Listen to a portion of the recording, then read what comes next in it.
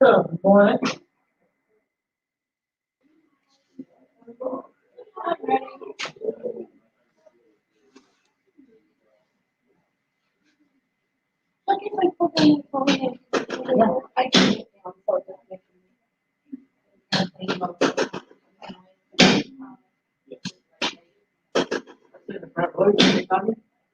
Potentially not. Right here. Not going to take any chances. That's the comfy seat right there. Yeah. We put the comfy ones in the front row. That way, Yeah, that way you people see, are they willing? Are they willing to risk it? Yeah.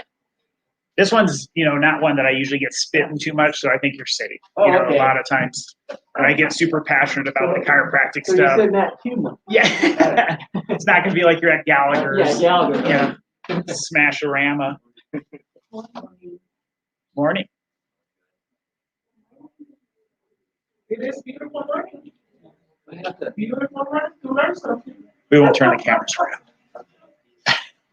We've been having so beautiful weather. Hour and a half. Really good. An hour flight to Omaha. I do the hat thing. I like pull my hat down, and that way I can keep it below my nose and I can't see. Ah, there you go. Yeah, take my glasses off and pull my hat down like that. There's a better move. Yeah. You should have known that one. That's like That's why everybody's moving. can't let the city get too much of my Southwest. Fly Southwest. Your plane's not full. Anybody sit next to you. I'll sit like in that aisle and you grab one of the little mountain bags. Kind of don't look like you're really well. People just keep looking. And she's It's open season. So, That's a good one. I know, but I can't. But don't share it. People don't do it. They start doing it. Yeah, you're right. Catch up. You're right. I get you. So you gotta keep that one. It's amazing. Yeah. I heard the other listeners. It's like, you want a window, that's fine. Let's try to keep that person out of that center seat. Yeah.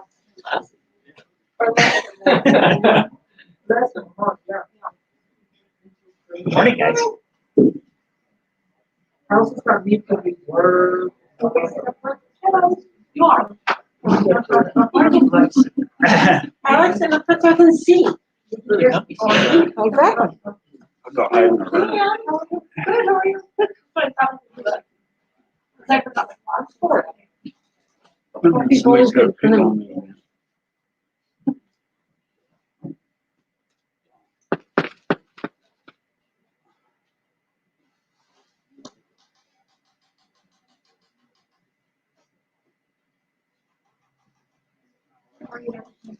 I'm good. Yes. Beautiful day today.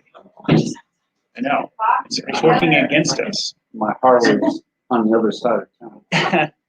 Sometimes when the weather's too nice, our 16 people are going to be here is going to be 10 people because people are going to get caught up in especially when it's, March and you get that mid-60s day because people are like, oh my gosh, you got to get outside and take My Harley's on the other side of town, or else I wouldn't. advantage.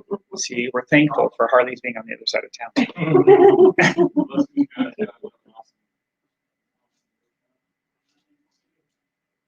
That's true. It's on the other side of town. You're short. He's got to take me to a parking lot and give him back just to see if I can Handle the. I don't want to try it for some traffic. That's just. Climb on. All right, guys. Well, we're going to get started. We are still waiting on a few more people, but we're also streaming live, so I don't want the people to lose too much interest on Facebook either and YouTube. So, all right. So today, for most of you guys were at our little workshop that we did. And so we talked a lot about the brain side of things at that workshop. We talked about changing our identity. So in order to make things change and to make things last, we have to change our identity. And when it comes to mental health and all of that stuff, we have to understand that there's kind of two major components to it. The first one is exactly what we talked about. It's the true emotional side. Like we have something called your limbic system, which is that deep-seated emotion stuff. Like, if you smell a smell that reminds you of grandma's house, you could be walking through a store and that smell, or somebody's perfume, maybe grandma wore the same perfume all the time, and you walk by somebody and immediately your limbic system says, I know that smell, and it associates to grandma's perfume or whatever, right? So that's those deep, and that's the memory, emotional side of things, right? And when we start talking about the things we talked about at the workshop, which how do I change my identity? We need to start creating new thought processes. We need to develop new patterns and habits, and understand that our identity crisis is going to constantly fight us. Okay, so we talked about, example I gave for myself is, when I was 250 pounds, a little over 250 pounds years back, my identity has always been that I was a big, strong guy. Well, then when you first start to lose weight, I noticed some things that, I couldn't do this as well because I had kind of lost a little bit of weight. Last, I guess 2 summers ago now, I got sick with an infection. I got a parasite infection from the Dominican Republic. I got super sick and I lost weight. So I was about 220 pounds. And within about 4 weeks, I weighed 190 pounds. And so, and as I started coming out of that, I was feeling better. I got back to the gym and I started working out. And what did I notice with how much weight could I lift? It was way less. And this was kind of my identity. I was in the gym. I'm one of the stronger people in my gym. So I was like, oh man, I can't even I can barely do a 200 pound power clean and I can do 250 pound power cleans. And so it challenged my identity because that's who I thought I was, kind of a thing. And so I regained, not up to 220 pounds, but I regained some of that weight. And what I did is I found a happy medium of, I can still lift pretty heavy weight, but I'm still 10 pounds less than I was, type of a thing. So there's all these challenges that are on the mental and emotional side of things. And today what we're going to dive into is the hardwired physical side of things, okay? Which gets interrupted oftentimes from major event things. So we're going to cover things today about like anxiety and depression and PTSD and ADD problems and all these things, and how these things are predictable based off of how the electrical connections and everything are going on in the brain. Okay, so our goal is to help people determine like, hey, if I'm doing these things, I can work on my brain development. I can help change my identity. And over time, if we do that long enough, I do believe, and that's kind of like the neurocognitive therapy stuff. So, somebody who goes through intense therapy things, they can a lot of times overcome those things over time, and that's great. But there's a hard wiring that happens, and if you can change that wiring, you can actually get those same results. And one of these things and we're going to talk about this in a little bit, this is being used very significantly now in the military with PTSD issues. So traditionally, if you have PTSD, you would go through counseling and you'd go through these neurocognitive therapy sessions, which basically forces this huge relive process and teaching people how to change that thought and all that stuff. And it can be very challenging to go through because you're having to put it back out there and relive it. And that can, like nobody really wants to do that. So it has a tendency to be a really slow process. Within using neurofeedback, what they have found is that they can get those same changes in the brain without having to put somebody through kind of that emotional roller coaster again of dealing with a lot of those things. Okay, so that's kind of the stuff that we're going to talk about. We're going to kind of explain what it is here, so people have an understanding of how it works and all that stuff as well. And the beauty of it is that ultimately it's just, you get tested.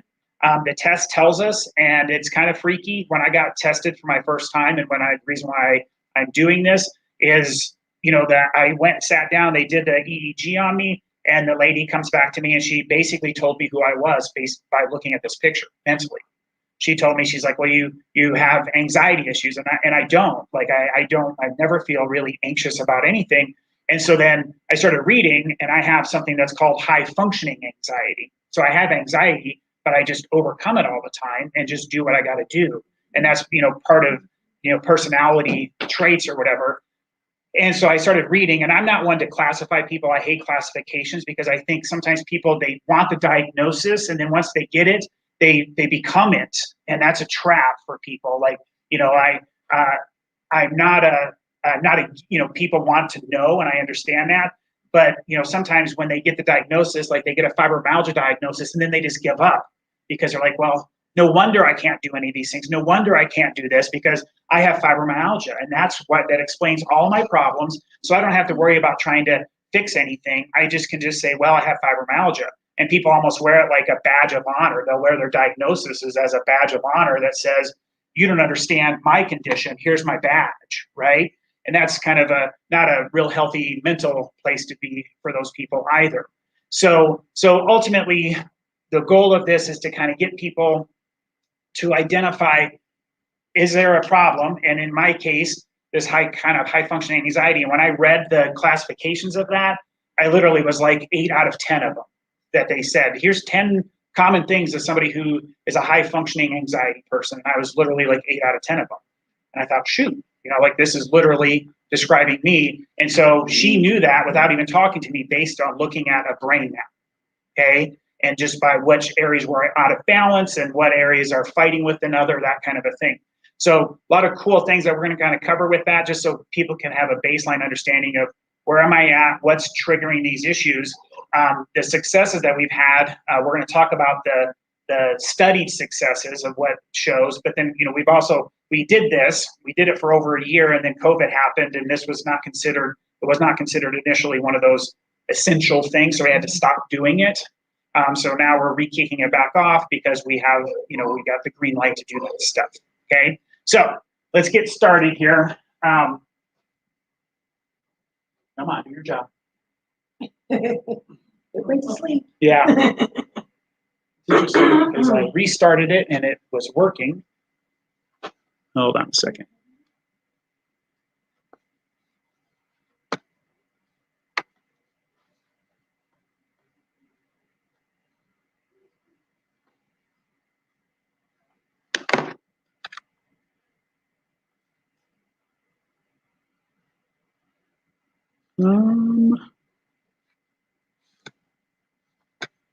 Now I can't even.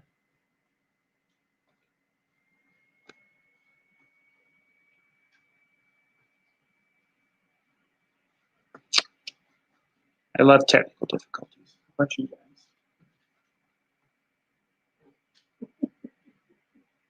My mouse is supposed to show up on this screen, and it's not.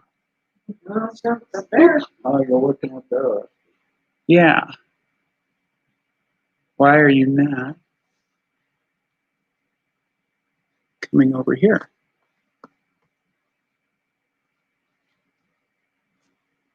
Look at her computers.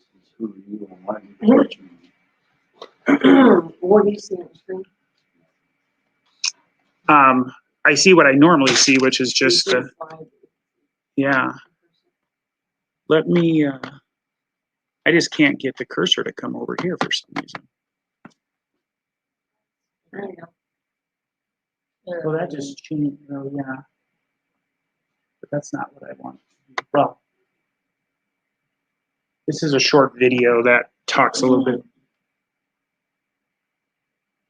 I'm Dr. Peter Bregan, and this is the first in my series of simple truths about psychiatry. Today I'm talking about biochemical imbalances. Has anyone ever told you that you have biochemical imbalance? Did you go to the doctor feeling anxious or stressed or depressed and have them say, oh yeah, it's genetic, it's biochemical, you need a psychiatric drug? I figured it out, so I'm going to switch it back to the way it's supposed to be. Oh man, I need Sorry. drugs.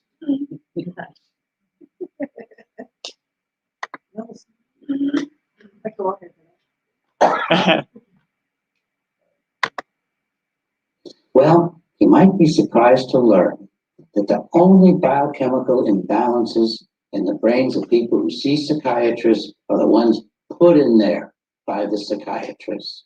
We don't have any evidence that any routine psychiatric problem, from anxiety to depression and even schizophrenia, has anything to do with a biochemical imbalance.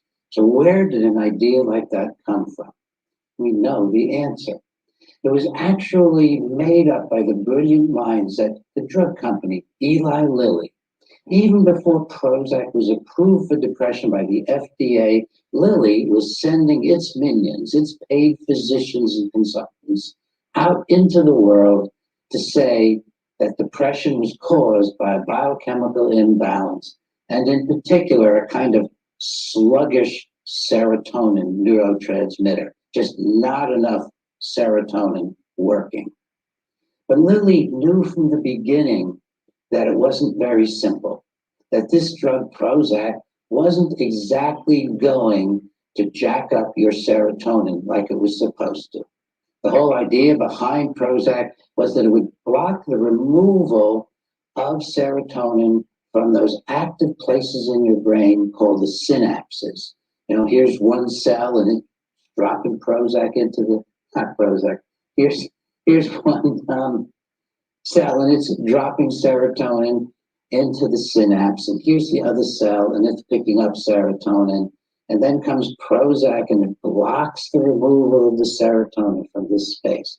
And that's supposed to mean you're going to puddle serotonin, you're going to increase serotonin in the synapse. Well, in fact, and Lilly knew this before the drug was approved, the brain doesn't like to have the serotonin puddling in its synapses, and the brain responds by stopping producing serotonin.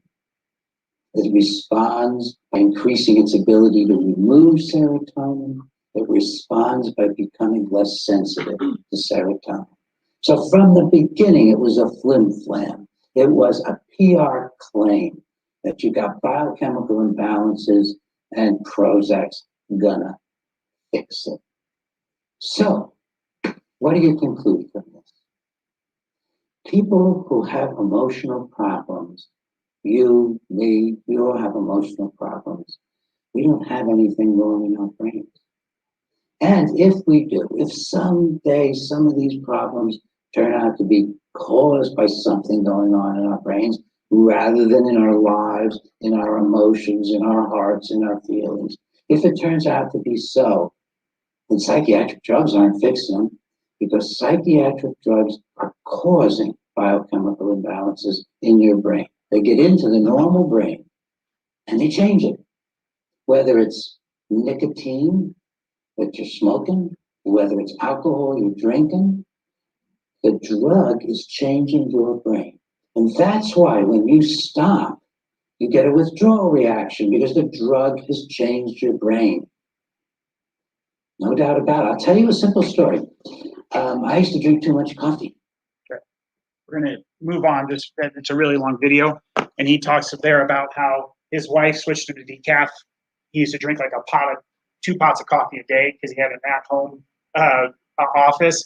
And his wife switched to the decaf. And all of a sudden he started having all these horrible feelings and emotional problems, and they couldn't figure out why. And then after a week, she figured out that somebody had, she had bought decaf on accident. And he was like, and that's when I became aware of how powerful it is. Now, Dr. Bregan, the guy who is in that video, he actually was the guy who fought and won the huge class action lawsuit against Prozac years ago, when they found that Prozac was causing people to go off the deep end and kill people. They had those cops that suddenly just were on Prozac and they started shooting, kind of bad stuff. And he was the primary for the plaintiff people to go after Eli Lilly. But he's a Harvard trained psychiatrist. So he was in the depths of, traditional medical psychiatry. And what he found over time was that, hey, nobody's getting better. And why is that? And so then they started looking into all of this stuff. And so I show that because there's that's the solution that we have today. If you're feeling blue for a while and you can't seem to shake it, you go to the doctor. What do they give you? Antidepressants, right? And then antidepressants mess with serotonin. And then if our serotonin isn't right and we start having these, retention and too high and too low serotonin, then people start having manic issues. So then they're swinging between high and lows, which then makes them what? Bipolar. And then we go on to bipolar medications to try to balance that out. And then eventually people have an episode where they just really go off and they have like a psychosis, and now they have a diagnosis of psychotic behaviors, and then they want to put them on drugs like lithium and these things that are literally like you can't recover from. When you start getting into the antipsychotics, those permanently change and damage the brain, and it's if you've been on them for a while, it's almost like you're never going to be normal again. I mean, they're very, very powerful medications. And it's kind of this kind of slippery slope of what we see happen so much in that. And, I'm not a psychiatrist. I don't play one on TV or anything like that. But what I do know is it's stuff that I see and hear a lot, right? And if we have something that is non-drug that has, people can make those same changes and get the same results, but better, because we're actually getting to some of those root causes and helping them fix that. That sounds like better to me anyways, okay? So what is neurofeedback? When is it used? It's a method of training the brain waves.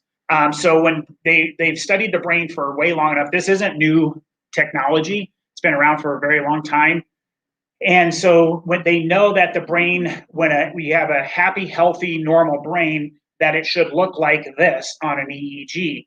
And if we have abnormalities, then it looks these certain patterns. That's why that lady was able to just look at a quick picture of my brain map and tell me what's going on, right? She's been doing it a long time, and she can just look at it and say, because this is high, this is low, the interconnectivity is not right here, and you're out of balance from left to right here, here's who you are.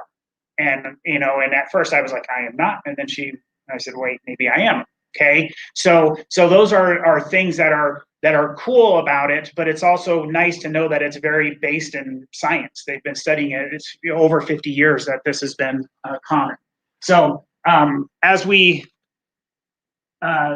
start doing it, so how does it work? So like this person is doing a treatment session right now, and basically you get a map done, and then you come back in the treatment, you just watch a movie. You can pick whatever movie you want.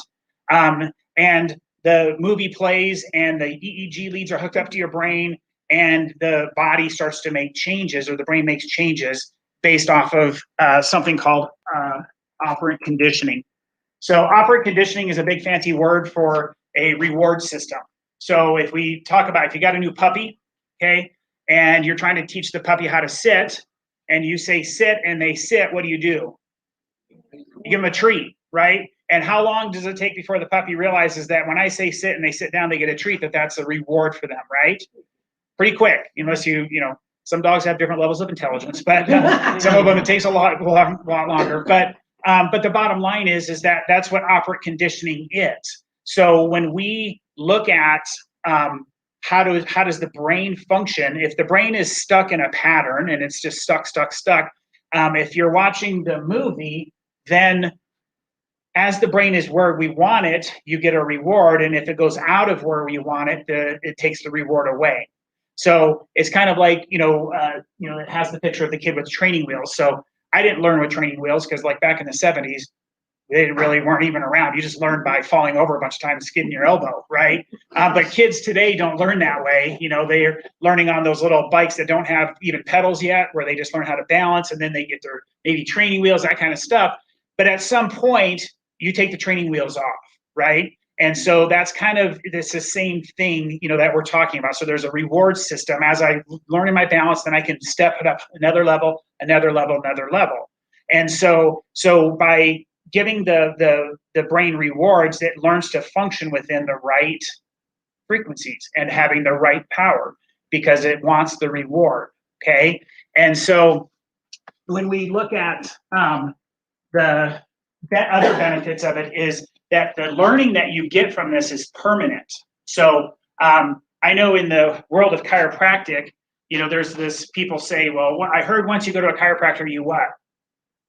You always have to go. And there's no truth to that. It's not like we do something to you that makes you have to keep coming. But it is true that even after people get through correction and all that kind of stuff, what should they do afterwards? Maintenance, right? And the spine is very dynamic. So unless you go live on the moon, where you have no gravity and no chance of like running into things, then maybe you wouldn't have to do maintenance chiropractic care because there would be no stresses put into the body. And so, but with this, when we learn a new habit or a new pattern, that habit or pattern is there. Okay. So the nice benefit of this is there's not maintenance to it. We work through whatever number of sessions it takes to accomplish the goal that you're looking for. And barring some new big traumatic thing that happened in your life or something that could change that again, like the original, whatever happened originally, once you've overcome it, you've pretty much overcome it. And there's not like, I got to help balance your brain, and then you got to come in for one session a month for the rest of your life to keep it that way. It doesn't work that way. Okay.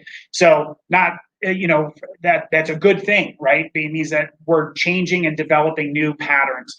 There's something called neuroplasticity, which is, interestingly enough, like pre-1980, if you said the word neuroplasticity in the neurologic community, you would be like shunned from ever being in the neurologic community because there was a strong belief that the brain was not plastic. It is what it was. It formed new behaviors. And once something bad happened to it, there was no way you were going to overcome it. It was like, there was such this hardwired view of it.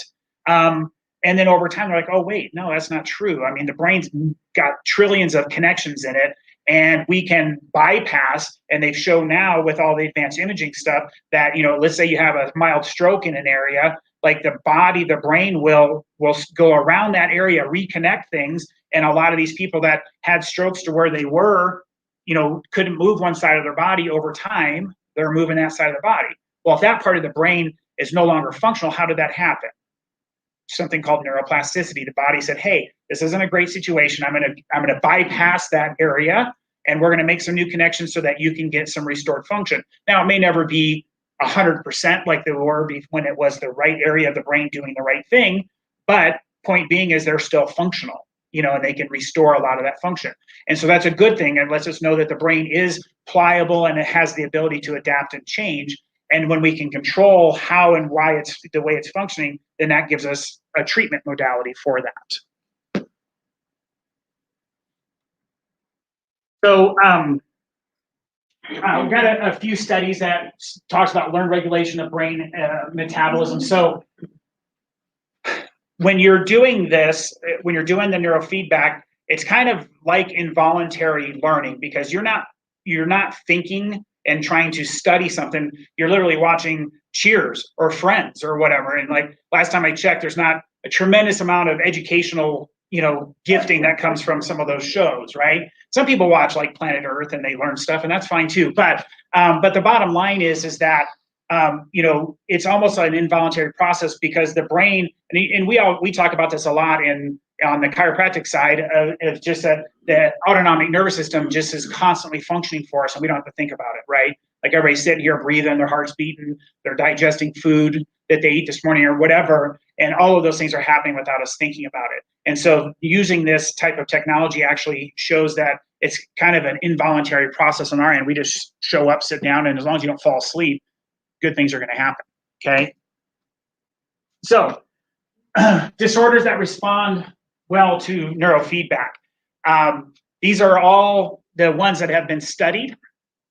And when we look at these things, it's pretty interesting because it's a list of a lot of things that, everybody knows. You may suffer from one of these yourself, or if you don't, you probably know people that do, right? And so all of these things have been shown to have an effect or an increase just based off of that. I have a colleague that has this system that I was talking to, and he's a chiropractor as well. And he had a migraine suffering patient who, he was doing everything he could chiropractically, and he just couldn't seem to fully get rid of the migraines. And so they did a brain map, found out that there was some imbalances there, and did after the third treatment. From that point, she had a headache after treatment 2, and then did treatment 3, and then now has been 2 years without a migraine headache just from rebalancing, because there was fighting going on neurologically in the brain.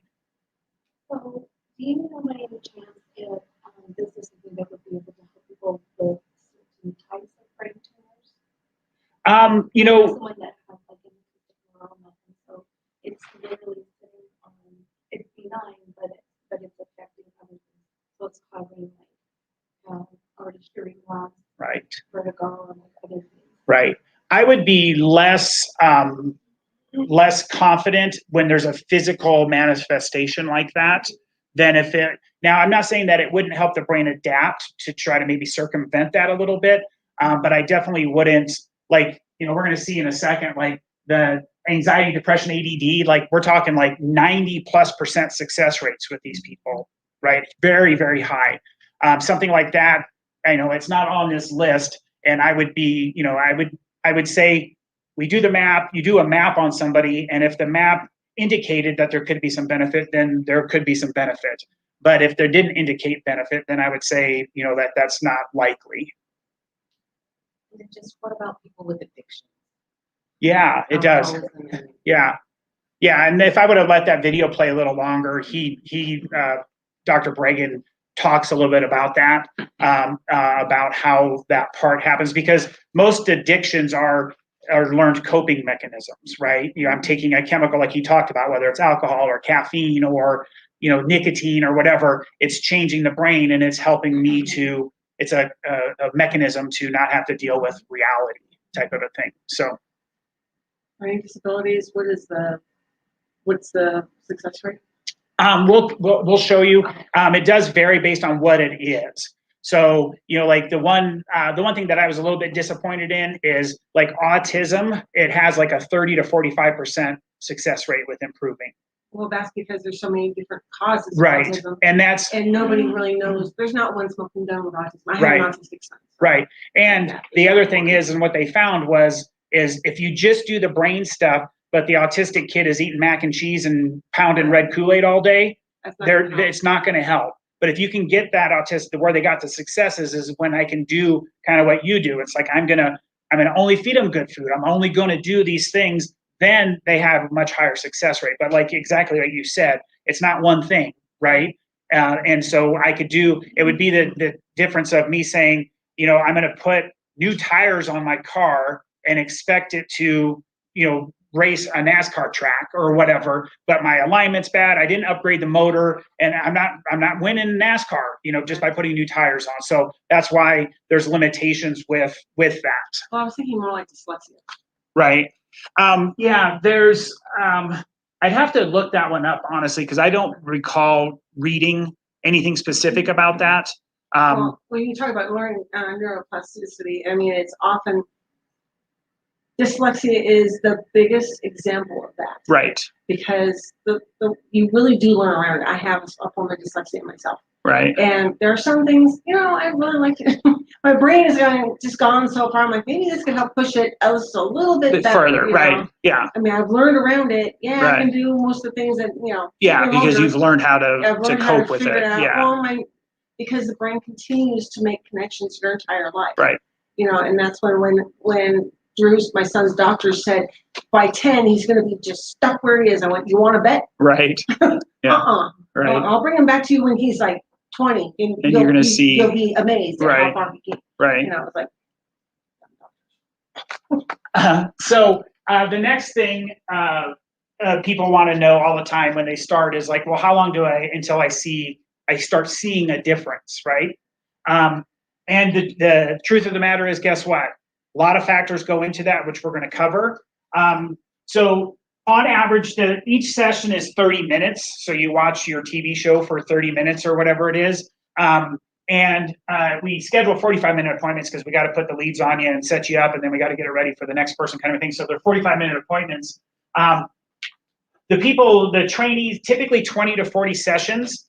And what will dictate what you need, there's a factor. So if you're young and healthy, those people respond faster. Okay, it's just the way that it is.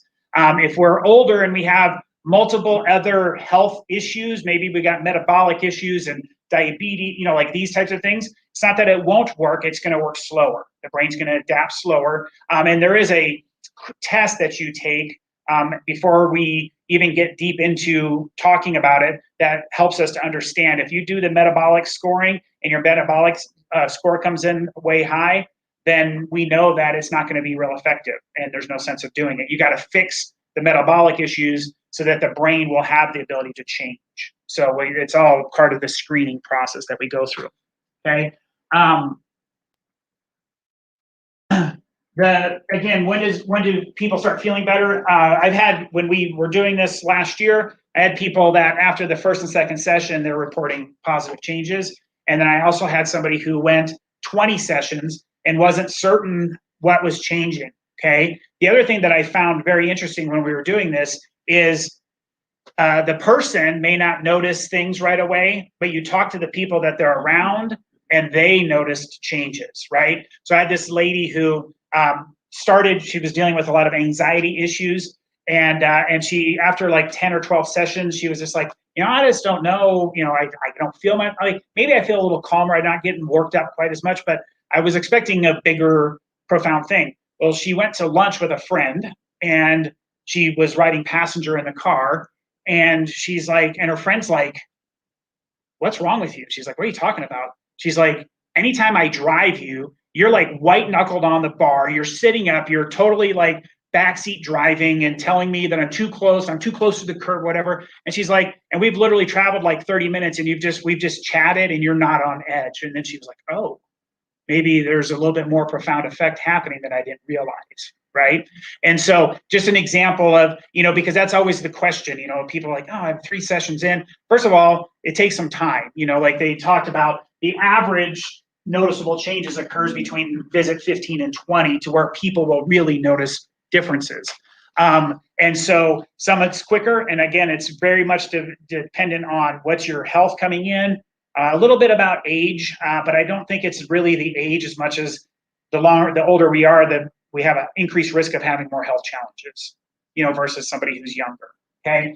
So, but it shows through, like this is a little graph of their treatment and how they started up really high, and you can see the progress. And we actually have progress. You have little progress checks that you're doing on a weekly basis when you're doing the treatments that kind of ask you provocative questions so that you really analyze it. Because some people they don't even realize that things are changing because it's just who they are. They're just going through their daily routine stuff. Okay.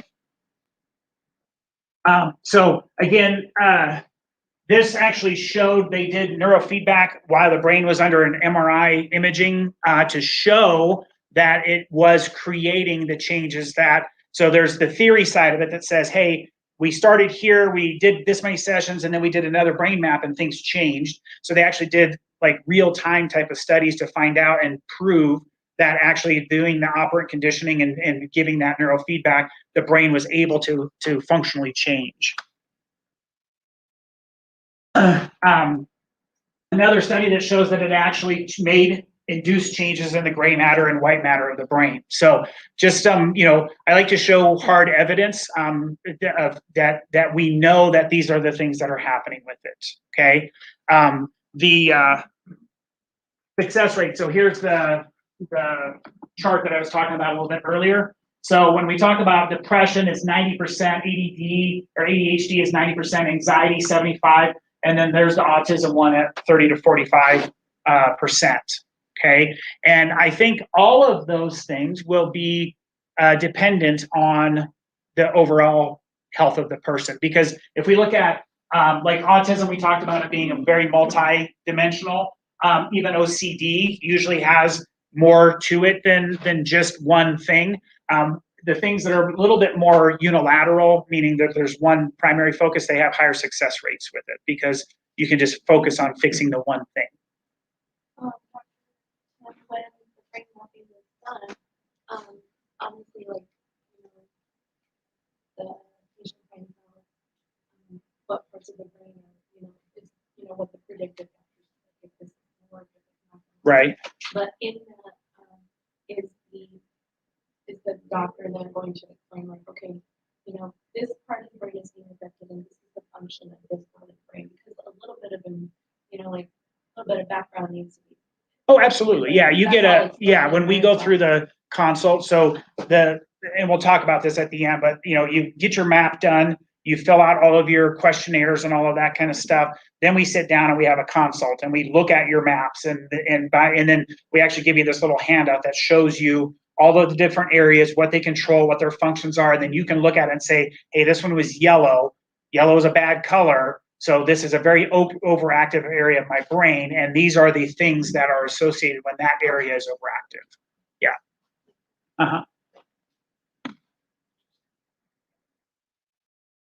So ADD is a huge problem. We don't hear it as much anymore. Autism's kind of taken over the child mental health world over ADD. But ADD, currently the treatment is to give people methamphetamines. And so, and by what those amphetamines are doing is they're stimulating, which is kind of a weird thing, right? Like, how does giving somebody a stimulant calm them down? Well, we know that kids with ADD have a decrease in function on the frontal lobe, particularly in the theta brain waves. And what those stimulants do is it increases them, okay? But unfortunately, it has a whole bunch of negative side effects to them, okay? You get kids that go on those medications and they change, their personality changes, they become different people. And if you talk to most kids, how do they feel when they're like, do they want to be on the medications? No. They don't feel like themselves, right? And it's because you're chemically inducing these things, and all medications have side effects, right? And so that's one treatment method, and it can calm people down, but it calms them down oftentimes almost into a trance type of a state. So they're just not really from a big classroom setting, as a teacher, I probably appreciate that because little Jimmy isn't being disruptive, right? But little Jimmy is also not really getting what little Jimmy needs, right? And we're changing him as a person chemically, just like Dr. Bregan talked about. Once you put the chemicals in, now you're making changes to the brain, right? And so what they found when they studied ADD is they get improved behavior because their frontal lobe starts to act normal, improved school performance, 1 to 2 grade increase level. So they when you get to kids that like 3rd grade, 4th grade, it's very common that if they have ADD, that the teachers and the testing stuff that's going on, they will say there are 2 grade levels behind where they need to be. It's like a very common thing that's talked about. And what they found when they started doing the neurofeedback is that these kids would increase and actually sometimes go beyond once their brain, because most ADD kids are not intelligent, right? Some of them are actually too intelligent and they're bored because their brain's not being challenged, right? Like I had this girl who was almost 4, and the mom was here, and the mom was telling me, she's like, man, I'm getting all this stuff from the preschool that my daughter is just not, she's so disruptive and she's this and this, and they're talking about getting her test for ADD and all this stuff. And I'm thinking, I'm like, she doesn't show those types of tendencies when she's here. And so one day she was actually looking at this poster. So she's 4 years old, right? And she says, Dr. Tim, I said, yeah. She's like, what's the small intestine do? And I'm like, what? Whoa. Like, she's 4, and she literally didn't even say nothing.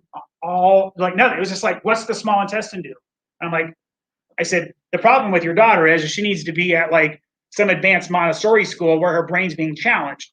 She's sitting there and the teacher's like, all right, kids, pick out the orange crayon. And she's like, listen, I can spell orange. Like I'm not trying to find an orange crayon. I know what that is. So she's bored. And so what are you going to do? What happens when you're bored? You start fidgeting. You start like, man, I got to do something to keep myself awake, right? And they become disruptive. So that's one aspect of that as well, which is way more than what most people think. Oh, these kids have a lower IQ or they're not mentally fit or all this stuff, and a lot of times it's just the opposite, right? So, but yes. Sorry. Do you know if this is also helpful for people that have, and they may not have autism like that diagnosis, but they still have some type of sensory issues. Integration stuff. Yeah. Yeah. There is a lot of information out there on sensory integration and stuff like that. What about, I would have to look into that one. That's a very specific one. So I'd have to look to see. All right. So when we start looking at the brain, there's very classic things that you'll see. So when we talk about, so the red shaded area shows the front of the brain is overactive and producing too much beta waves, which is very common with somebody who has anxiety. So when you look at your map it shows you your delta, your theta, your alpha, and your beta, and your high beta, all of those different waves, and it graphs all of those for you. And it actually will show you. And again, that one, those are just like 100%. Like when I do a brain map with somebody, if they have an imbalance there and it's super high in this area, I can just say, how's your anxiety? Oh, it's crazy, terrible. Okay, how'd you know that? Well, the map told me that. Or, you deal with more depressive issues than you do anxiety issues. Yeah, you're right. And you can tell based off of looking at where the power is too high. So again, we talked about common in ADHD. The red area shows the front of the brain being underactive and producing too much theta. So what those medications are doing is trying to balance that with Ritalin or whatever. But again, doing so through chemical means. Common depression, they usually have alpha problems, and it's usually unilateral. You see how the left side of the brain's more red than the right side? That'll be in the alpha category. That's what shows up when you see somebody who's dealing with depressive issues. I'm sorry, the brainwaves you said beta, alpha, theta, those are the three? There's delta, theta, alpha, and beta. Delta, theta. Yeah. Okay. So here's the bottom line is the brain has an optimal functioning zone that it wants to be in. And anytime we get overactivity of certain waves, it starts to pull that function one direction or another. And that function is then leads to symptoms. Okay. So when we get slow processing, issues in theta, then you're going to get impulsivity, depression, ADD, type of things, because the brain is looking to stimulate itself. So it's going to do so through those behavior things. And then it shows about, the 5-HTP and GABA and all those things. That's too complicated. We're not going to get into that because most of you will fall asleep. But the bottom line is that the brain does want to stay balanced. It's its goal, just like our body. We talk about our nervous system is always just trying to meet homeostasis. It's trying to be in its normal, programmed, healthy place. So it wants to be there. But if things are out of balance in those brain waves, we run into repetitive symptomatic expressions. Okay. So you get to look really cool like this person. I was kind of joking with the patient. I said, I haven't had too many people that smile that big when they're getting their cap put on because they're like, oh, you're going to mess up my hair and all this kind of stuff. It is true. Your hair is going to get messed up. And we actually have to put gel in your hair in order for the receptors to read. So don't, if you have a job interview, don't come in for your brain map right before your job interview. It's best to do it when you're able to not care. Okay. And so, because you're going to get gel put in your hair, and the thicker your hair, the more gel it needs to be put a lot of times. So, when you're Dr. Zach, very little gel is necessary. Okay? But for patients that have that real thick hair, sometimes it takes a little bit. But we test each sensor to make sure that we're having the ideal connection before we're going to run the test. Otherwise, you get inaccurate data. So, although it can be sometimes longer, one person can be done in 12 minutes, and another person can be done in 25 minutes. Just depending on how much work it takes to get the sensors to read accurately. Okay, so you get that cap put on. It's non-invasive. It's accurate. It's painless. The only thing that's a little bit uncomfortable is we have one of those little pokey stick thingies, like a little round dowel that has a point on it, because sometimes we have to, you have to move the hair so that you can get the gel onto the scalp.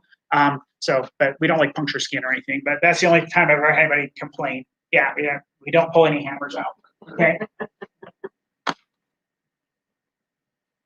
So this is kind of the way a brain map will start to look. So when we start to see results, and we kind of use it as it's a weather map, right? So everybody's familiar with the weather map. If it's blue, it's going to be cold, and if it's purple, it's going to be icy snow or whatever. There's a thing.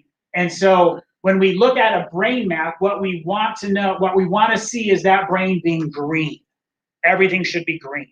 If everything's green, we know that the brain is balanced electrically, okay? So when we start to see things outside of green, so you have green in the middle, the red is 1 standard deviation. Does everybody understand? No, most people don't understand standard deviations unless you're like a teacher. But so if 0 to 5 is normal, then 1 standard deviation would be between 5 and 10. So if I was a 7, I'm 1 standard deviation outside of normal. The yellow one is 2 or more standard deviations, which means I'm something over 10. So if normal is 3 and I'm a 12, then it would be yellow on the graph, okay? Now there's also a light blue, which isn't shown on there. That's 1 standard deviation below, and the dark blue is 2 standard deviations below. So it's kind of a, like normal, mild to moderate issue, severe issue, and then on the downside as well. So those colors have meaning behind them, and it shows us how far off of normal is the energy or the power that's happening in the brain. Yeah, so you'll know, yeah. So this is a kind of a normal, like this is your power. So it has like, I think there's 6 different things that gets printed out. This is the top one that basically just shows what's the power. So think of the power as like the volume of your radio, okay? So at green, like we see quite a bit of green in the delta and theta, the radio's playing at a very nice level. You're enjoying the music, okay? At the red level, it's a little bit too hard, a little bit too loud. Maybe somebody's trying to talk to you and you're like, I can't make out our execs. If it's yellow, it's like you're in a dance club, just hitting the beat, and then you're trying to have a conversation with somebody at a table. And how well does that go? Doesn't go well, right? And that's kind of what's happening. There's so much noise going on. And then just the opposite is with the light blue. Turned it down a little bit too much to where I can hear it, but it's probably not, I'm missing some words. And then when you get into the dark blue, which isn't on there, but you can see the little graph there, that dark blue, it's so low that I'm barely making anything out, okay? So think of it from that standpoint of kind of a volume thing. So then sorry, so I'm just trying to understand. So the blue side, that's kind of more like understimulated, and the other side is the Yeah, too much power versus too little, okay? So here's a brain map for a PTSD person. So somebody who's got post-traumatic stress. Note the areas that are red or high in alpha, beta, and the high beta. So that's something that we see that's a predictable pattern with somebody who has PTSD. Interestingly enough, I had a patient when we were doing this in the past who came in with anxiety type symptoms, pretty significant anxiety symptoms. Started doing the brain mapping thing, got some noticeable changes, but then kind of hit a plateau and then almost started to regress back. And so, I was particularly pretty new at doing this, and I have like a mentor. So anybody that's not going the way they're supposed to, I'm like calling on the phone. I'm like, hey, give me some advice here. And he's told me, he said, switch them to a PTSD protocol. He said, because a lot of people that have outward anxiety, it's really a deep-rooted post-traumatic thing. And if you do the PTSD protocol, you'll overcome it much faster. And so we did it in like 3 sessions of the PTSD protocol, and it was like, boom, night and day difference. Okay, so it's something that it is still a practice, right? We have great tracking, and they've actually made a really nice update for us since the last time we were doing it. We used to have to do all of this complicated stuff. When you were done with your session, we'd have to go input all this data into this other program, and it would track the progress of the session. And it was, it wasn't, once you knew how to do it, it didn't take forever, but it was just time consuming. They've now built it in to where right when your session's over, we know, was this a good session? Did the brain do what we wanted it to do? Or did it struggle? And if it keeps struggling in a couple visits in a row, we have to try to identify why it's not responding the way it's supposed to, okay? So on PTSD and neurofeedback therapy, these are some newer studies that have just been done that basically are supporting what we talked about. So they talked about, this top one talked about current status of neurofeedback for post-traumatic stress disorder.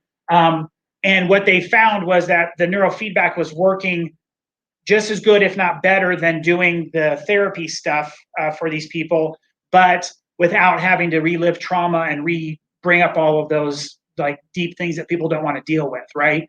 I remember one of my friends growing up, his dad was in Vietnam, and his dad was always a little, off, little trigger, like trigger him, and he could be really not a nice guy to the kids. And And I asked him, and we were in high school, and I'm like, well, what's going on? He's like, I don't know, but anytime you say Vietnam, he's a different person. And so he's got some significant PTSD issues going on, and that triggers his brain to completely go into this different wave format, and he becomes not a nice person type of a thing. And so I think about, people like that and say, how much could something like this help that person so that they could try to, live a more normal life again. So, anyway, so they're, the research, even though this has been around forever, they're constantly still doing new things to see what can we do. Now, here's somebody who showed up. So this was an MRI, and you see the dark areas of the brain is where they had a stroke, okay? And so when they did the neuro map on them, those same areas showed up with those yellows and showed that there was a dysfunction there, okay? Now, there is evidence, again, that it helps the body overcome and rebuild some of those synapses so that people can help recover with that. And so they're using this type of feedback work also in a lot of the not very traditional ones, but in the more progressive medical type places to try to help people with their recoveries. This is the, I wasn't even going to put this in there, but this is that chart that Lori was asking about. It tells you like the area, Brodmann's area, and what it does. So when you see somebody has, the temporal area is off, it's going to create emotional inhibition, or whatever, like these different things based on the different areas of the brain. And this has all been very well documented for a very long time. We know that this part of the brain does this, and it creates this emotion, and this is where your critical thinking happens. This is where your, emotional limbic system function is, all that kind of stuff. Okay, so this is something more of what like your printout looks like, okay? So it has the magnitude, which is the power, the coherence, the phase. There's actually a couple of other ones, interconnectivity and stuff like that. That kind of shows all of the different ones, and it analyzes all those different areas, okay? And I'm learning more and more about this all the time, but, I'm not that lady, when, like she could look at that and tell you exactly what's going on with you. I can tell you all the big stuff, because I've learned those. But, when she's explaining stuff to me, she's like, well, because the phase is off here and then this one is off there and that means this. I'm like, holy moly, how many different combinations of this are there? And there's probably thousands. And so I'm continuing to learn. But luckily, I don't really need to know it because the computer does most of the hard work for us. Okay, so here's a pre and post on an adult with depression. It's a little bit hard to see, but the thing that I want you to look at is the alpha one, the third one over. You can see all the red and then that one yellow, and then the post, it's all green with one light blue.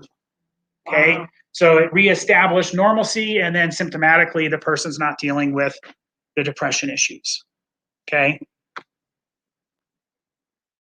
So here was an example that they did on before and after. So the beginning up here, positive symptoms increase. So the colored bar shows where they were at initially, and then the new colored bars show where it was at afterwards. Okay, so their quality of sleep was where the gold ends, and then that kind of lighter yellow, they got a way better increase in quality of sleep and all of those things. And then it shows on the bottom, the gray is where everything was, and then the color is where it is now. So it decreased all the negative symptoms as well. Okay. So the photo entrainment. So this is the treatment side of it. So you're going to look like that person. You sit in front of a TV screen. You're going to watch a movie. You're going to have flashing glasses. Some people can't have flashing lights if you have seizure disorders or stuff like that. So in those cases, we don't use the flashy glasses. It still works. It's just there's going to be a little bit difference in time. It's going to take a little longer to go through it because the lights in your glasses are flashing at a certain frequency to help increase the effectiveness of the treatment, okay? So the protocol that it prints out tells us this is exactly the protocol that needs to be. Here's the color glasses you need to use. Here's the frequency of the flashing lights in the left eye versus the right eye. You set all that stuff up, and then you just go along easy peasy with the actual treatment part of it. The glasses flash, and you guys probably don't really care about this, but everybody I think understands that like the left half of your brain controls what side of your body? The right, right? That's why if somebody has a stroke over here, their right side of their body is paralyzed, right? Well, your eyes kind of work the same way. The visual fields on this side get interpreted on the right side, and then vice versa. Okay, so those photo glasses are designed to stimulate that. Huh? Oh, you just cleared up something for me. It's not Pertinent to that. Okay. So this is kind of how it works. So the optic nerves come back, and this is called your thalamus, which is kind of the center, and it's a big integrating area. And so it's going to stimulate into there, and then you can see all the red back there. That's your optic. The back of your head, your occipital region, is where all your optic and visual cortex is in your brain. So it shows that when you're getting the stimulation, and it's showing you like what's being stimulated and how is it being affected. And this is how the glasses work in conjunction with the shadow and stuff on the screen. Okay, so let me go back to this one. So I guess it doesn't matter. We'll just leave it there. So in the reward system, how it works is you're watching your movie, okay? We put a shadow over the screen. There's a programmed protocol that says, I want my delta to be this frequency at this power, and I want my beta this, and I want this and this and this, okay? When your brain is doing exactly what the computer wants, you see a bright, clear picture of your movie. When it goes out of balance, a shadow comes over your movie. The farther out of balance it goes, the darker it becomes. And what happens is nobody wants to watch a movie that you can't see well. So there's that operant conditioning thing that just gives me rewards. And it rewards my brain because I want to see a clear picture, okay? And so the clear picture helps. Now, you listen to the movie in headphones. We used to, when we first started, the audio in the headphones would also go down when your brain was out. And they found that when you're using the visual stuff, that the audio stuff didn't really make a difference. So rather than just make people irritated because they couldn't hear, now, if you're not using the entrainment glasses, though, we use the audio because you need to not only see the shadow, but having that extra stimulation of the sound going down helps the treatment be more effective, okay? And so that's, the way that all that works. So now, when you start in, when you make an appointment, what happens is you're going to get a link. We're going to send you a link. And you're going to set up a profile, your own personal profile, okay? You're going to complete some tests, the physiology, the ISI, and the CEC. These are questionnaires that you're going to go through and answer. And what it does, the CEC it's you telling me how you feel your brain's working, okay? And then when we look at your results, we're going to have what you think is happening, and then we're going to show you, does the EEG say that's, not that you're wrong, but it's like I guess the best way to explain it is how much of it is your brain issue, meaning that you have a hard wiring issue, or how much of it is maybe just an emotional problem.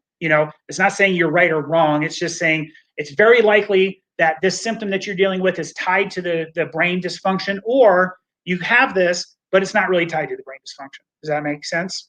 Okay, so if you're red on what you said and you get a green dot here, it's not that you're not having the problem. We just know that it's not the brain hardwired that's causing it. Okay. Yeah. So if it's red and yours is red, then we're pretty certain that if we fix the brain thing, then this is going to improve. Does that make sense? So it basically just goes through, asks you questions, and you rate yourself on the scale. So I am easily distracted, not at all, mild, moderate, severe, right? So if you're an look a chicken person, then you're probably putting like 2s or 3s there, right? So you, and again, being honest and forthcoming in these things is always better. So don't, like sometimes people want to answer because they're going to try to trick anybody. You're only tricking yourself. Like I have no judgment on what you put as your answer. All I'm looking for is if you say it's green and this says it's red, like you're assessing, say, I have no problem whatsoever with this. And the brain map is saying, man, we got some serious issues here. You've either really learned to cope well, which is possible, or you didn't answer that honestly, right? So just kind of, if you're going through the process, we want the best results. Everybody wants the best results. So just be forthcoming and just be, think about it. Just don't, it doesn't have to take you an hour to do it, because sometimes people can overthink things. There's a couple of people that I know that are like that, where they just, you give them this much, and then there's 218 questions that come after that because they want to, they overthink things. And sometimes I get into this because this is me. You get analysis paralysis. Has anybody ever experienced that, where I'm just trying to think of all the different possibilities and outcomes, and then as a result, I don't do anything about it, right? And that's not any good either. So you just kind of go through it. It shouldn't take you forever, but I also don't want you just to go through and just be flighty and say, oh, yeah, I'm not distracted. And then you go like take out the trash and mow the lawn, then you come back and finish. You're distracted, right? You couldn't even focus for 10 minutes to finish the test, right? So part of the cool stuff that it gives you in your printout is it'll actually go through and it kind of breaks down how your brain's performing in these different categories. So it has stuff like your executive processing. So that's like your big decision making. How well am I doing? Okay. And so memory processing, math comprehension, verbal processing, visual processing. You know, interestingly enough, when it comes to math, everybody ranks themselves as horrible. Like their CEC is red on almost everybody. And then the computer comes back and it's green on most people. And it's like, you may not be doing good at math, but it has nothing to do with the way your brain's wired. It's just because you either don't like it or, you know, somebody told you weren't good at math when you were in second grade or something, and you took that internally and you've never gotten over that or whatever, right? So, but it's kind of interesting because, you know, and the other thing is I think that, you know, if you think you're good at math, it's because you feel like, well, I do calculus and all this stuff. And it's like, no, those are like the nerdy, real, you know, those people are almost like the weird people, honestly. And I'm not being mean to them, but that really high level thinking, that's not average or normal. Like average and normal is like algebra, a little bit of geometry, like things that are useful in life. I mean, calculus is useful for engineers and people that need to do weird calculations. But the bottom line is for most people, that's not, right? So we're comparing ourselves to the mathematicians of the world. And as a result, we're actually doing really good. But if I compared myself to, you know, the smartest math person, then I'm pretty cruddy, right? And then I feel bad about myself. When the truth is you're actually doing pretty good. Okay. So, so as you'll get a your CEC response. So it'll tell you what your response counts and your averages. And then when you get your actual printout, it'll show you what normal is and how many standard deviations outside of normal your interpretation of your functioning is, okay? This is the metabolic report. So there's a physiology tab that I talked about. You're gonna ask questions and it's gonna ask you general health questions. How am I dealing with these things? Do I get tired in between meals? Do I find myself using caffeine to get going in the morning? Like all of these things. And then you answer all those questions and it gives us a metabolic report, okay? This is a very important thing. And again, I ask everybody not to try to pretend things are better than they are, and don't make them worse than they are. Just be accurate and honest, because if you lie on this and pretend everything's great and your score comes back as 50, then we're green light. We can move forward with your treatment and we expect it to be very effective, and physiology's got nothing to do with it. But what if the truth is that your score should have been 250? Well, if you're 250 or higher, we won't even do the treatment with you, because it's going to be so slow or so ineffective that you would literally be almost wasting your money, right? So we're not going to do it. And so I had a lady who, the reason I'm bringing it up is I had somebody do this, okay? She took that, honestly, the first time her score was like 360, okay? It's very high. And so I told her, I said, we can't do treatment. She's like, I really need treatment. I agree. You know, you got a lot of stuff going on, but this isn't going to work until we can fix these things. So we got to go a couple of months, really focus on your metabolic issues and the diet and all these things to work on getting this part healthy, okay? Then we'll retake that test and then we'll see where we're at. Okay, well, she takes the test the next time, she's like 75. I'm thinking, I was a little suspect. I'm like, you probably made some changes, but I don't know how somebody goes from 360 to 75 unless you weren't answering the questions real well, right? She was so, I want to start. I said, well, let's start and we're going to try. We're not going to do we're not doing like a 40 session package. We're going to start off with just doing like 10. And if we're not seeing significant changes, even if you're not feeling it, but the brain will show us if it's adapting. And if those adaptations aren't working within those first visits, then I'm not going to do it, because I'm not going to waste time and money doing it for you, right? And so we get through the 10 visits, nothing's happening. And so I said, okay, let's retake the test, but I want you to do it honestly. She did it honestly, and it was like 220 or 230. So so now if it's under 250, basically if it's from 150 to 250, you can treat. It's just going to be slower, okay? If you're below the 150, then things are usually going to go better. But the closer to 0 you are, the faster we expect you to respond, okay? But again, don't cheat, because It's not going to, whatever you answer isn't going to dictate how well the brain functions, right? So don't cheat yourself with it. So here's like a protocol that it would tell us. So it's telling us that you're going to do protocol number 24, okay, in the system.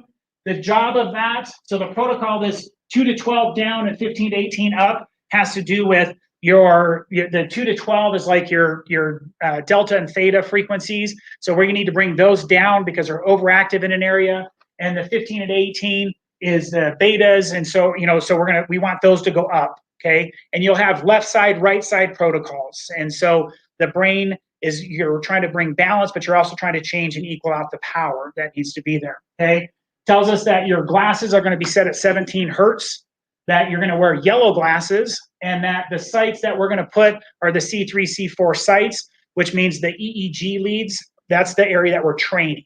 Okay. Now, some of you guys may come back and you may have 4 areas in the brain that need work. We can't work on all 4 of them at the same time. Okay. We're going to pick one area and we're going to work on it. And then we're going to retest it and say, that area is good. Now the protocol priority becomes this one. We may need to move those from here to here and work on the next area. Okay. And that's part of the process. And it's not that those other areas don't improve some. Like if I'm just working here, there's a chance that this stuff could improve too, because I'm still bringing balance to the brain, right? But it's just the feedback of what causes that screen to go dark and come light is coming from this area of the brain only. Does that make sense? So we don't put a cap on that does the whole brain because you wouldn't be able to do that. It's way too much going on and the computer would never know how to focus it. So we have to keep it as a singular focus and say, we're just working on the temporal lobes right now, trying to obtain these results, and let's go for it and see how long it takes for the brain to start balancing itself out. Okay. This again, more stuff on ADD. Plenty of research. So that's the thing with this. I think people have heard of neurofeedback, but most people don't really know what it is and how it works and what it's useful for. But like I said, the research has been being done for, it's like in the 50s is when all this stuff started. Okay, so it's not new by any means. This was a huge thing for neurofeedback. When it looks at attention and hyperactivity behavior, so ADD issues, this is from the American Academy of Pediatrics. Level 1 best support, biofeedback therapy made it into level 1. Okay, so this is the top thing recommended for ADD issues. Okay, and primarily because you can do it hopefully without ever having to use drugs or chemicals to change it. Okay, with ADD, my ADD kids that I've had come in with it, we've definitely counseled them on, hey, you got to get gluten out of your diet and red dyes, all those artificial things, because we know those things stimulate the brain. So we got to do those things in conjunction. But when we do that with the therapy, pretty amazing. My nephew is actually, he was doing he's 30 something now, but when he was younger, he had ADD issues. My sister had come to me and I got ADD. And I'm like, don't do, Ritalin. And so I was in chiropractic school at the time, wasn't living there. And then I find out what? She put him on Ritalin. Well, Ritalin didn't seem to work, so they changed him to a different one. And then I got home and I started practicing. I practiced in Las Vegas for a couple of years before I moved here. And they started coming in and seeing him. And then I noticed one day he was sitting down, I was adjusting my sister, and he's sitting there and he goes, and then about 3 seconds later, and I'm talking like that hard. It's not like he's tapping his head. And then it's always this. I'm like, Ryan, why are you doing that? Why am I doing what? So why are you hitting yourself in the back of the head? Well, I don't know. It just helps me feel better. And so he was developing Tourette's from the medication, which is a side effect of those medications. And so I looked at my sister and I was like, what medication is he on? And she's like, well, he's on, I don't remember which one it was, Adderall or something like that. It was one of the newer ones at the time. And I said, well, he's developing Tourette's. That's why he's doing that. And she's like, what? And I said, yeah. She's like, well, is it permanent? And I'm like, it can be. The longer he's on it, the more likely that it's going to be hard for him to undo it. So she got him off of it, went into neurofeedback, and that made a huge difference for him. He was able to become medication-free, do neurofeedback. And that's actually was my first exposure. She found it and said, we're going to try this. And it was good. And so it helped him, and he didn't have to be on medication. He was another one of those kids who was so brilliant and bored that he just didn't turn in homework. He didn't do, he just didn't do things because I need to get stimulation somehow. And if it's getting in trouble, then at least I'm getting stimulation from it, right? So again, so much stuff here. I don't want to bore you guys. Some people are really into research, but there's so much with ADD and the biofeedback stuff. The next thing that's been happening is they're finding that it's so important and it's increasing athletic performance in people. When their brain is functioning normally, it increases their coordination, all of these things. And so there's now this huge amount, that's Walsh and Trainer, the beach volleyball gold medalist and all that stuff. And they were one of the ones that said, well, hey, let's study this and look at it. Let's look at the reaction times. Let's look at all these things that improve as a result of doing it. And everybody's finding that they're getting better performance. Over here, for the Olympics coming up, they had 61 Olympians that were doing the training before the Olympics in London. They found that they're using it in NASCAR to, again, help with reaction times and all that stuff. The ones that I think is pretty cool is use that West Point for training condensed, use that Severn military business for returning GIs in Texas, Georgia, and Tennessee. So how much better is it going to be for our veterans when they come back and they would have access to something like this rather than going through the gauntlet of 27 different medications until we find the ones that seem to work. But those people are never the same. Like my friend's dad, he did medication, he did all that stuff back in the late 80s and early 90s. And, and he still wasn't right as a result of that. I worked at Buckley Air Force Base. We were working in the mental health clinic, and we were doing they would do baseline testing for anybody deployed before they deployed, and then have it after they deployed to see if they had TBIs. Right. Traumatic brain injury will cause many different disorders, many different things, including personality changes. Yeah. So somebody comes back and all of a sudden they've got marital problems because they're not the same person because they had a TBI. Yeah. And so this would definitely help. Yeah. Yeah. And there's really good stuff on concussions with this too. Like my son plays football. And so once I got this, I hooked him up. He's a quarterback. And even as a little kid, he was never that kid who's running head first into people. He was kind of the kid who was like, I want to jump on you from the side so we don't hit too hard, which makes him be a good quarterback. I told him, don't ever try to be a defensive person because you got to intentionally hit people to tackle them. And that's just not in his mentality. But luckily, I did his whole map and nothing showed up. But I also have done maps on, I got a couple of ex-NFL players that come in here. And you do the map on those guys, and they got some stuff going on. Right? Yeah. Yeah. I mean, it doesn't take much, honestly. A good car accident, you can get a pretty significant concussion from. Yeah. All right. So talk about baselines. What's your baseline? A lot of people don't know, right? And this is something that is actually becoming a little bit more prevalent, even in like an auto accident trauma world, right? Because these things, if it's pretty significant, it could change things forever for you. And if you're not aware of it, and so then getting a baseline scan would at least, even if everything's perfect, at least I know I have a perfect brain, right? And then let's say I total a motorcycle or I have some type of a significant trauma down the road. And now I have something that says, well, hey, 4 years ago, I got a brain map that showed that my brain was perfectly functioning. But now because of this post-concussion thing, I can show you that there's a documented change in my brain function and activity, right? So getting a baseline is kind of like, we talked a little bit earlier about like thermography for breast screenings and stuff. I recommend women, if you're going to go down that route because you don't want to get mammograms, then you need to get a baseline now at some point in your life so that you can just see who am I and how am I normally, right? Now, if I go get a new thermography done, I always have something to compare it to. If there's significant changes, then I would have a concern. If there's not significant changes, then close to my baseline, I'm moving on, thumbs up, right?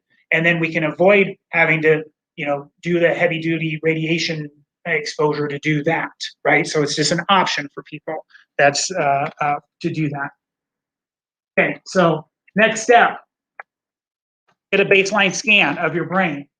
We have an introductory offer. The scan is done. You're going to get a 30-minute appointment. The scans actually work or go a little faster than the treatments do. So what we do is you do your scan. We give you one brain training. So when you're done with your scan, we have these little portable like at-home units that you can use. It's not exactly the same because you don't have the real-time feedback from the computer, but you get the glasses, you get the same program that's in the computer, and it flashes lights and it does your thing and you run your program. So you're going to get your brain scan done, and then we'll give you one treatment of that, and so that you can kind of experience it. Okay, and then we'll schedule you a separate consult to discuss the results. Okay, so today's special offer is going to be $97 to do all of that. Okay, the first group, so the people that are here or the people that are watching online and schedule, the first group will also receive a 10% off of their first entrainment. So if it's something that there is an issue and you need to go through a treatment session of 20 visits, 40 visits, whatever it is, then you would actually get an additional 10% off on that for being the first people getting them back into it for us. Okay. I think that's it. Okay. So questions from anybody? What is the difference between biofeedback and neurofeedback? There is a little bit of a difference, but the words are unfortunately used a lot interchangeably, because it's still using similar technology stuff. In the world of biofeedback, they can be using the brain stuff, but they may be testing more physiological changes and stuff like that, versus neuro, which is just focused strictly on brain. I just wondered, because I'm like, Yeah, like you yeah, said, they're used I know interchangeably. there's a difference. Yeah, they're used It's pretty similar interchangeably, ways. though. Probably not. It's like people that come into me and say, "Hey, doc, my hip's hurting," and I'm like, "Well, is it this or is it this?" Because some people call this their hip and some people call this their hip. So it's kind of one of those things. Understood. So how do you know, I mean, would you recommend this for everyone, or how are you a good candidate to do it? So I recommend it for everyone, just for no other reason than to get the baseline, just to find out is there stuff.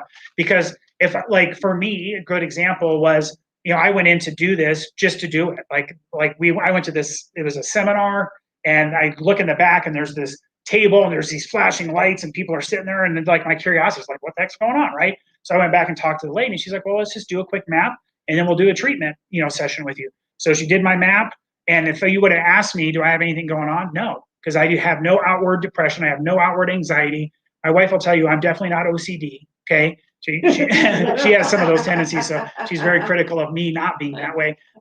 But, so like I thought I was my brain's functioning completely normally. I have no issues, right? I'm happy, I'm healthy, I'm active. I do all the things that you're supposed to do to be active.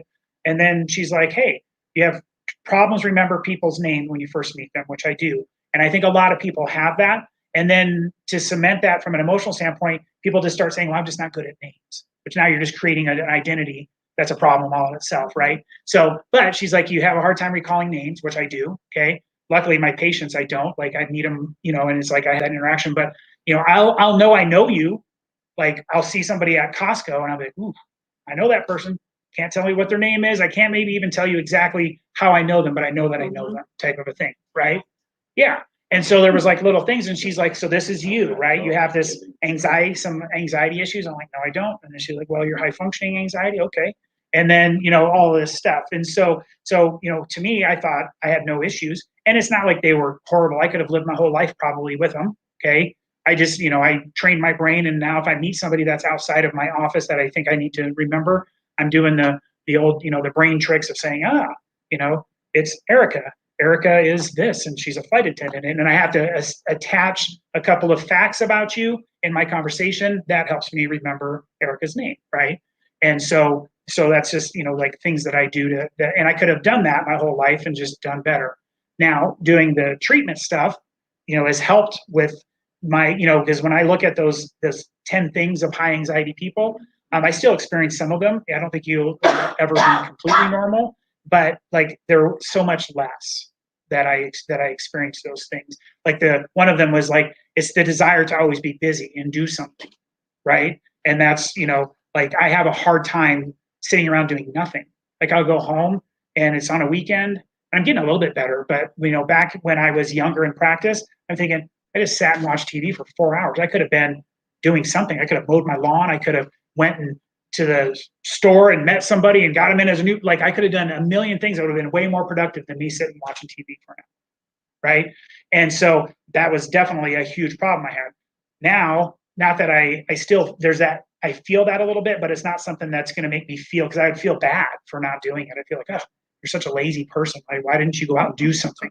You know, and I don't feel that way anymore. Like but I have a better structure to my life. Like I actually know what I'm supposed to be doing when, and when I have free time, it's free time. I don't have to worry about it because I put up barriers that says this is free time. I can do whatever I want in this time. If I want to take a nap, I want to watch TV, I want to do whatever I can. I don't have to feel guilty about it because I know I'm going to take care of my business stuff and my health stuff and at these times. And so that way it frees me up. So baseline wise, I think it's a good idea for everybody just to get a test done. There's no, you don't have to sign up for anything. If hopefully your brain's well balanced or just, minor little tweak to something. And the other benefit that we have is I have a lot of education in the emotional side of brain stuff, and so knowing that a lot of times if it's something that's really minor, we can just try to help you overcome it without having to do this type of stuff. So, all right, any other questions? Okay. Is there an age to start? I guess, how young can you be? There's really not. You can get started at pretty much any age. The only thing that I would say is like the test at the beginning to get the map done, you have to be able to sit still. So that's really the only thing. So, and that can be challenging. Like if you get the 5-year-old ADD, like you really got to, get them to calm down and focus to be able to do it. Because you do two things. You're going to do, it's 6 minutes of eyes open testing. So basically in the room, we have this little, it's just a little flower thing. And we just say, you're just going to stare at that flower. And you stare at it for a minute and it takes readings. Then we switch it to a different frequency. You can blink your eyes and then you do a minute. And then you do it and you have to do that 6 times. So it's 6 1-minute little intervals. Then you have to do the same thing with eyes closed. Eyes closed is a lot easier because you just sit there and you sit quietly for a minute and then we switch to the next one, switch to the next one. So it's 12 minutes of actual testing, okay? There's little breaks, like I said, some people are good and you just kind of go through it really fast. Some people say, no, I need to move around and give myself a break for a second and then I can focus for another minute. So that's why the appointment time varies a little bit. So as long as you have the ability to sit and be able to be somewhat focused for 1-minute intervals, then it will do fine. Will it be able to talk off and on your eyes closed? It's Like, no, seriously. no, I understand we don't allow it to happen because in between each minute, like before we turn to the next one, we'll say, okay, good job. And then you're going to interact and we'll turn it to the next one and then you go. Most people, I can fall asleep in under a minute, but most people can't. So, and the other thing is there will be a little bit of difference in your brain activity first thing in the morning versus after work. So that's something that we take into consideration when we're reading the results. Because if you had a really stressful day and felt overwhelmed, then you came in and got a brain map, the brain's going to be a little bit tired. Your brain, like even doing the treatments, like I've had some people where the treatments are 30 minutes. They can't go 30 minutes. Like after 20 minutes, their brain is just so fatigued and they can't do it longer than that. So they have to build up to the 30-minute time frame. And so the first one we start with what's called an optimizer program. So you're going to do a couple of sessions of optimizers where we're just trying to see if how easy the brain is going to be to change. Because remember, we're working on the weakest part.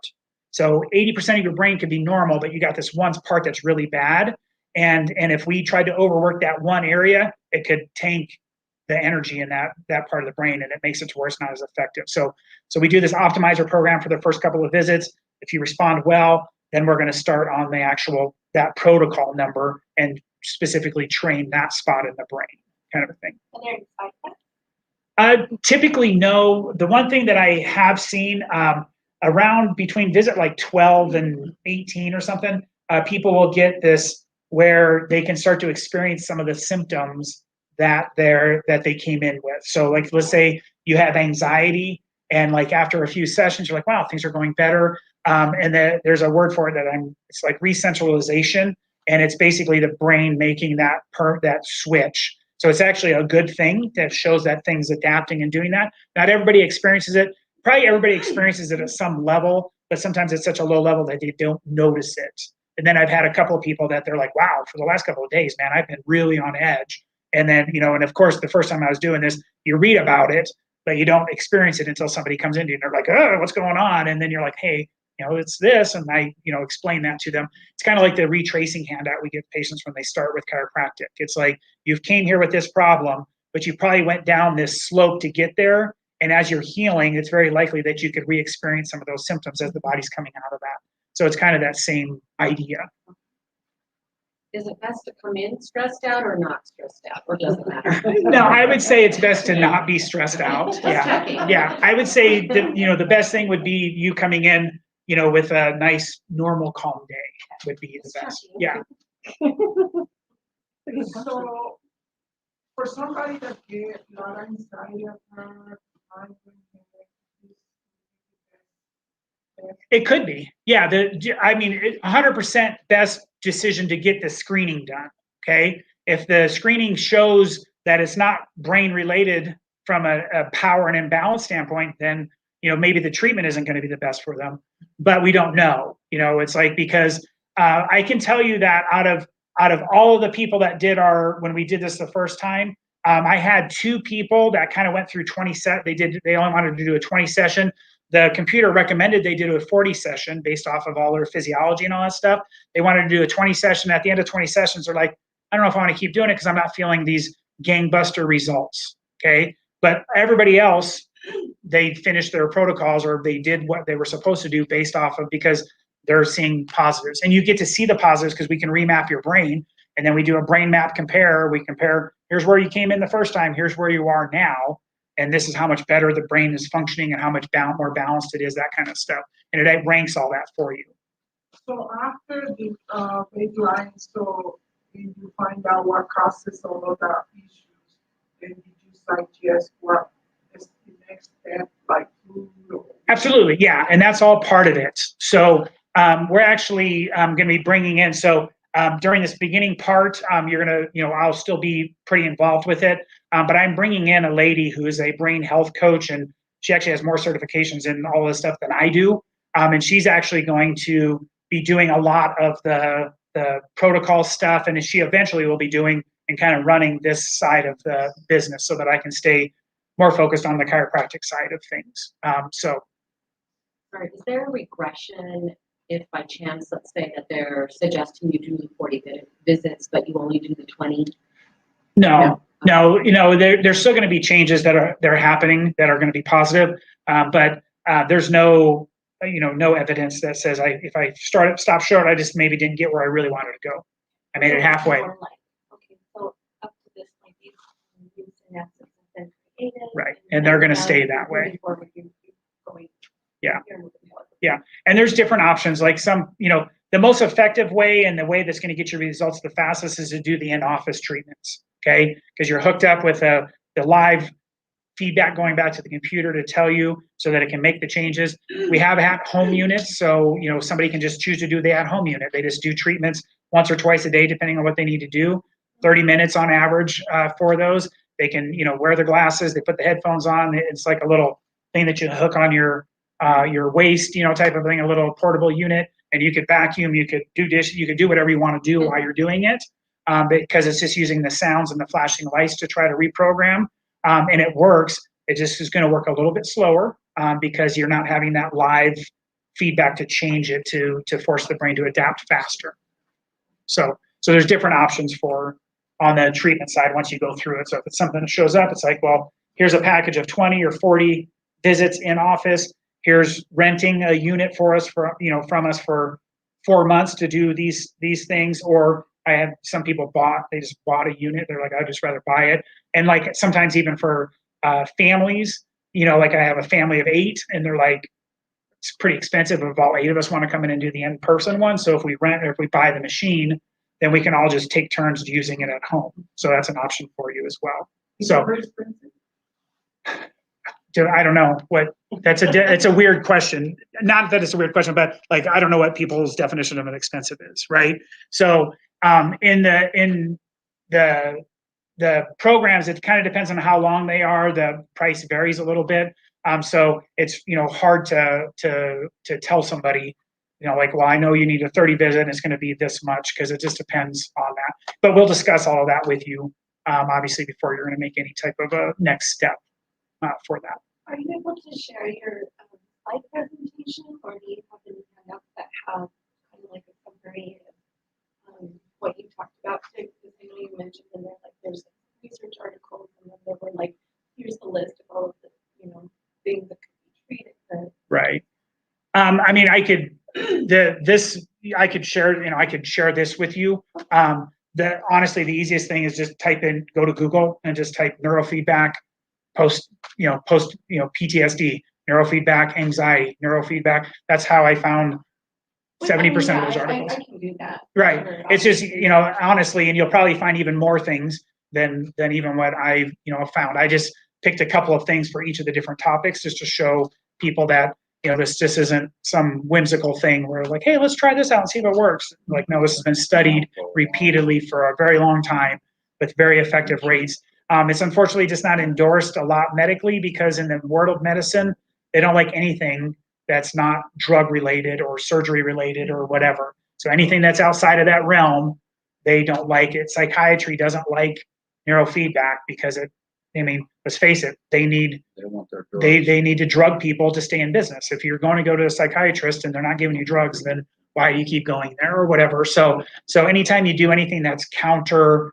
that kind of draconian medical model thing, even though there's a tremendous amount of evidence and it's becoming more popular, these things are you can't hide a good thing forever, kind of a thing. Like, you can try for a while and hold something down, but truth comes out. And when you can find somebody to be able to help them very effectively without having to go the chemical route and be dependent on medications your whole life, and that's another thing. Like, even when you talk about the expensive things, it's like, well, you did 30 sessions and it cost you X amount, but I was able to fix the problem.